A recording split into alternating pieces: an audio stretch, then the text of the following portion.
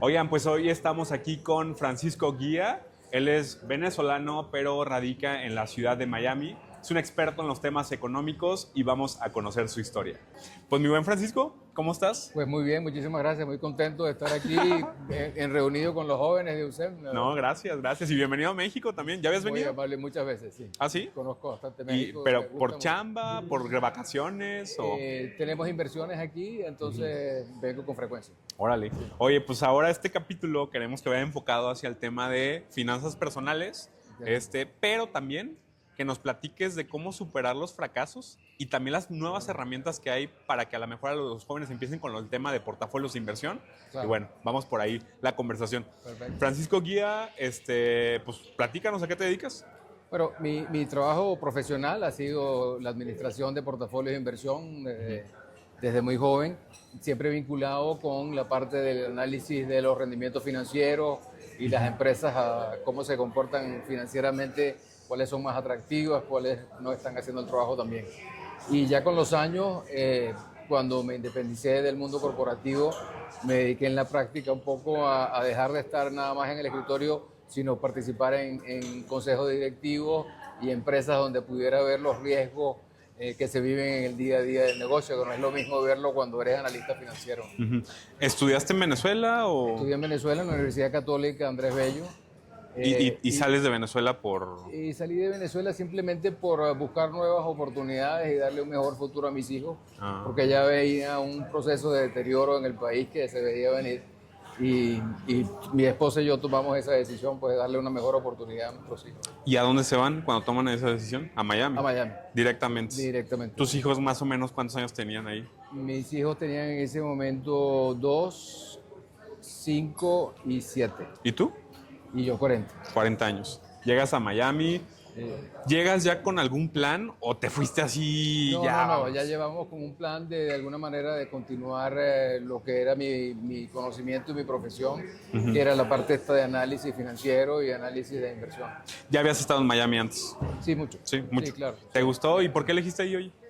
Bueno, porque era como el lugar de transición fácil, donde hay la combinación de los idiomas, las comunidades latinoamericanas pues expuestas en diferentes nacionalidades y la facilidad de poder interactuar con también entrar a los Estados Unidos de golpe, pues no era un proceso sencillo.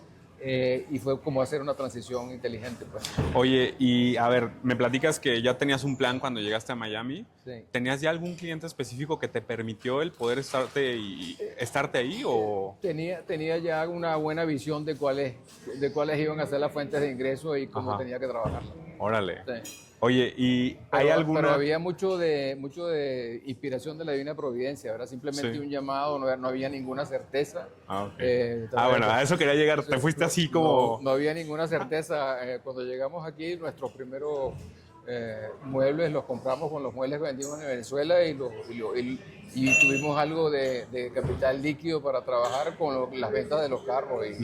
Oye, también tu esposa que confió en ti, ¿no? Totalmente. Mi esposa, gracias al Señor, lo que siempre ha hecho es seguirme. Y así que no solamente me sigue, sino que además me da muy buenos consejos.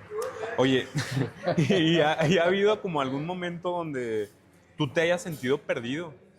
Así como desconectado de Dios, como que algo, a lo mejor el negocio te consumió, la rutina te hizo suyo.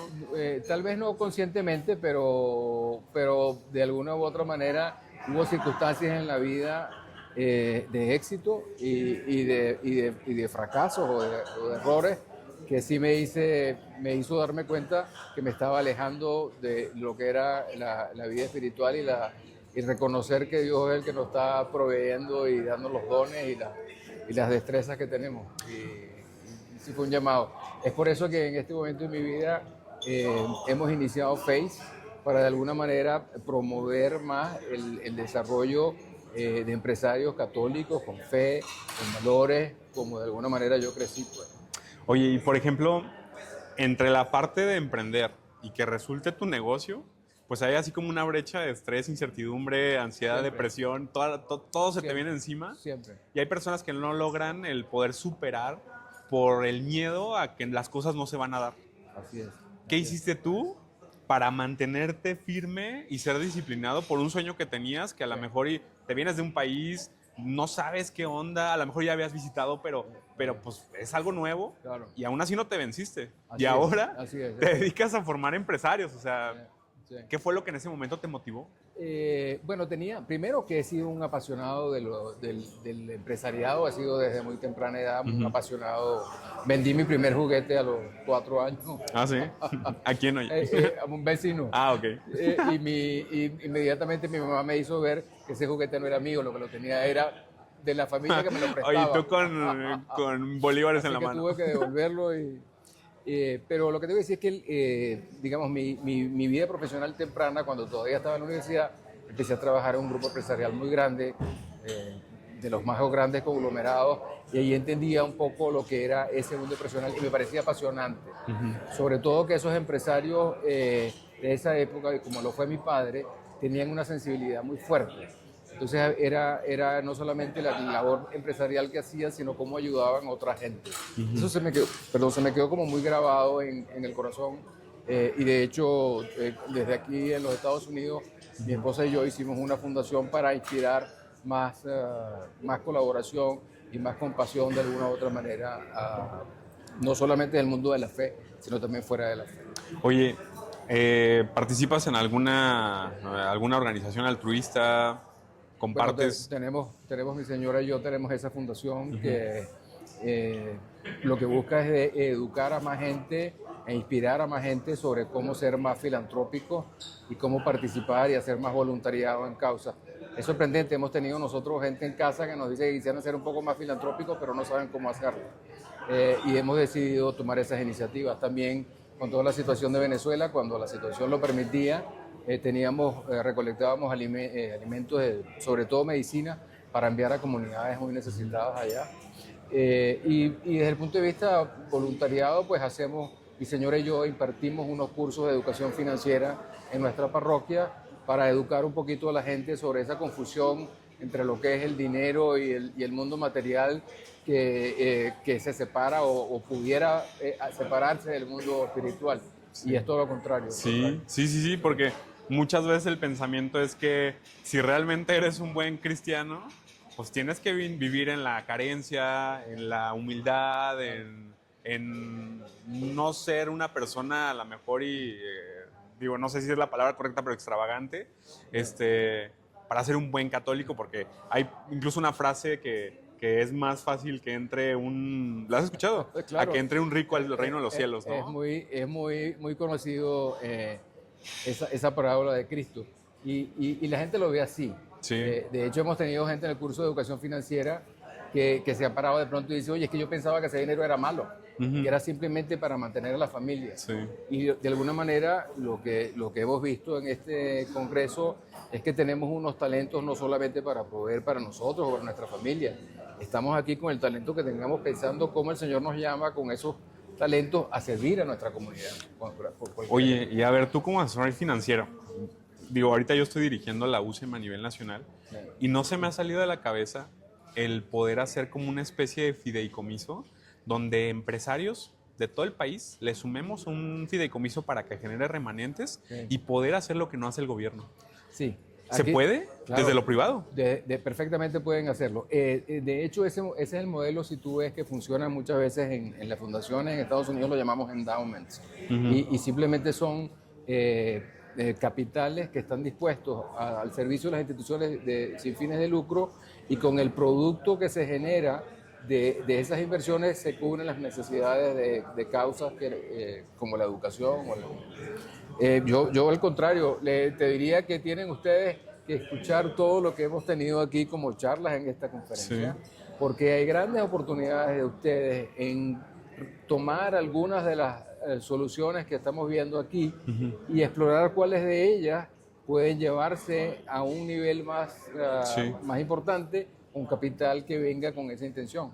Y es el llamado más importante que ustedes pueden tener los jóvenes. Que el dinero no sea solamente para obtener un rendimiento financiero, sino cómo hacen un impacto positivo en las comunidades en las que pertenecen.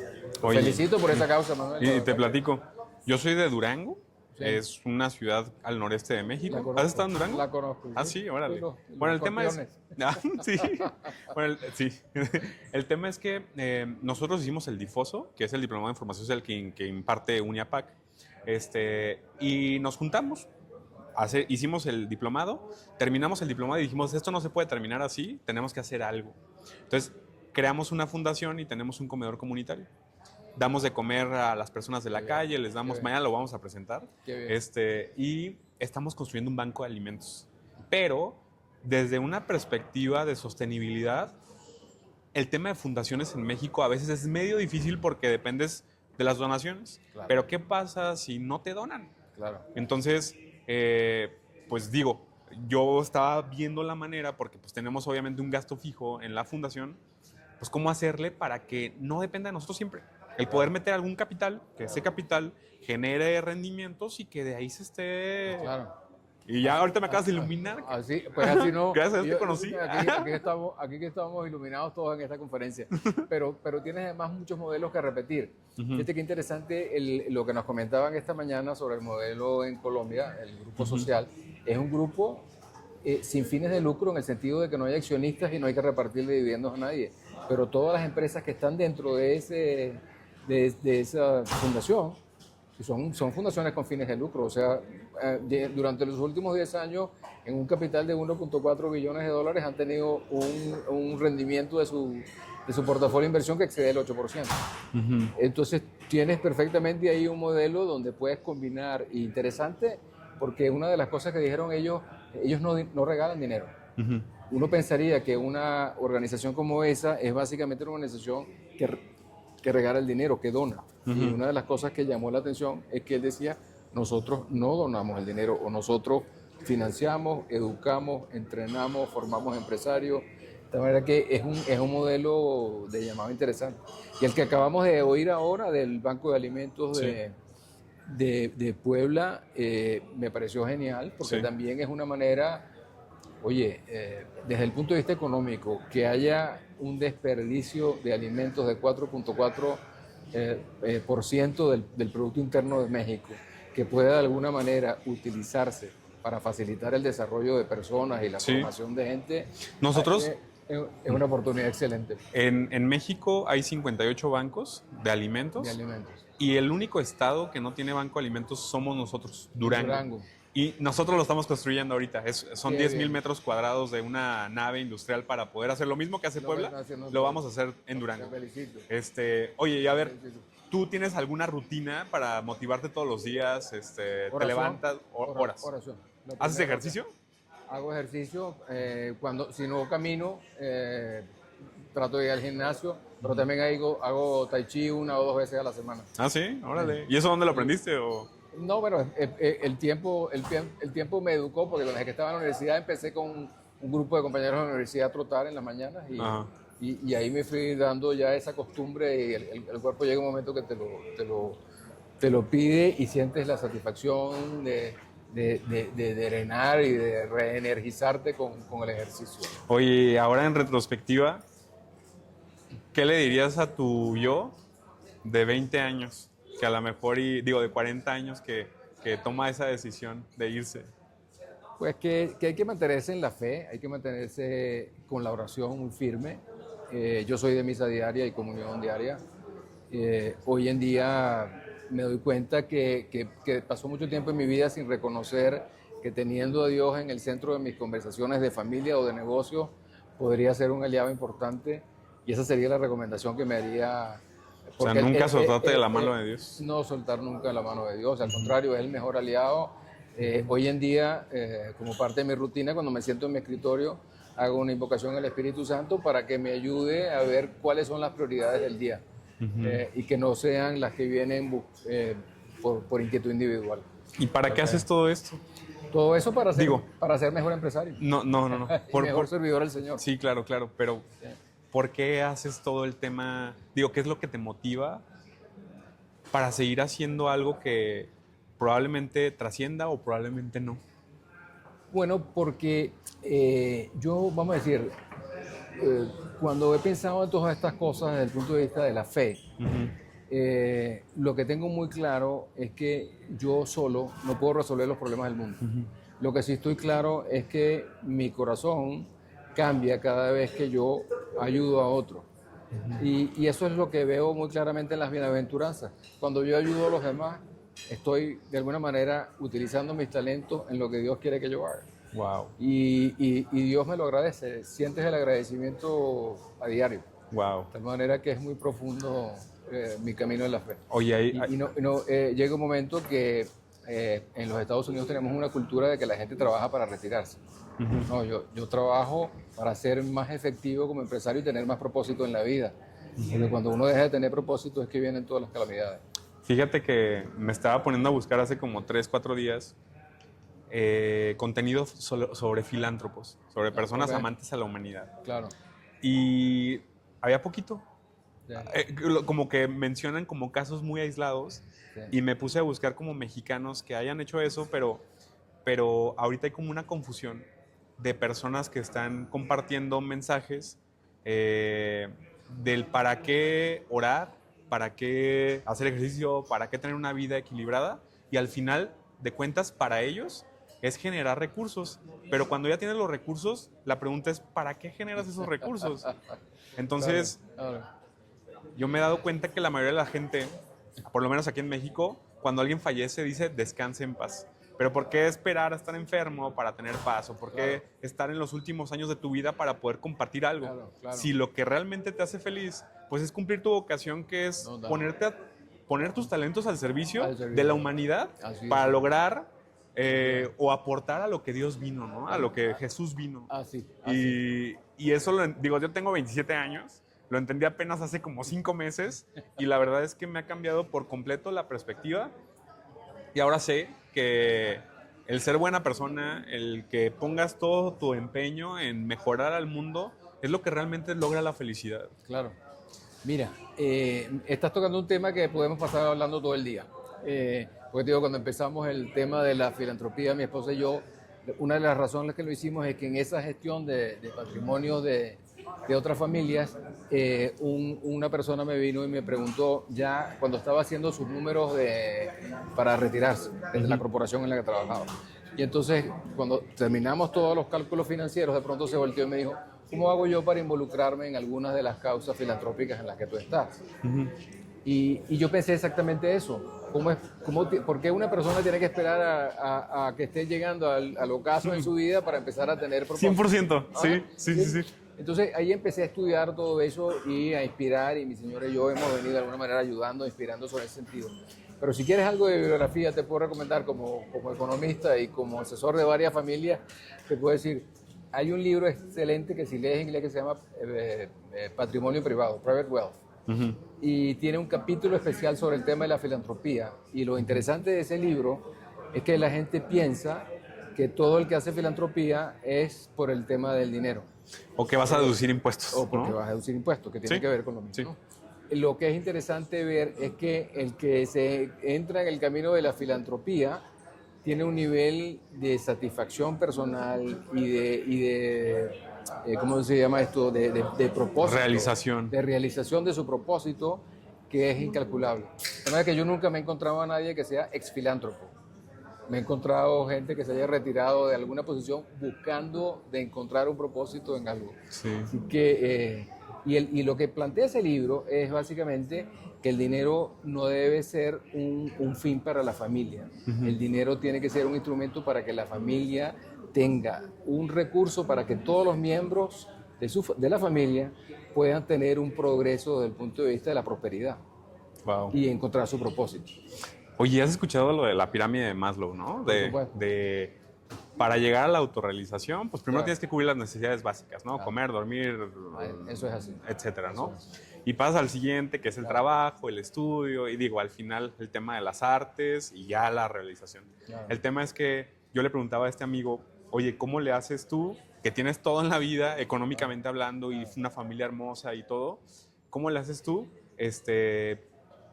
o qué admiras en los demás? Y me dice, yo admiro a la gente no por lo que tiene, sino por lo que da. Y pum, me voló el cerebro eso. Y luego me dice, si tú quieres ahorrarte toda la pirámide de Maslow y llegar a la autorrealización, el secreto es dar.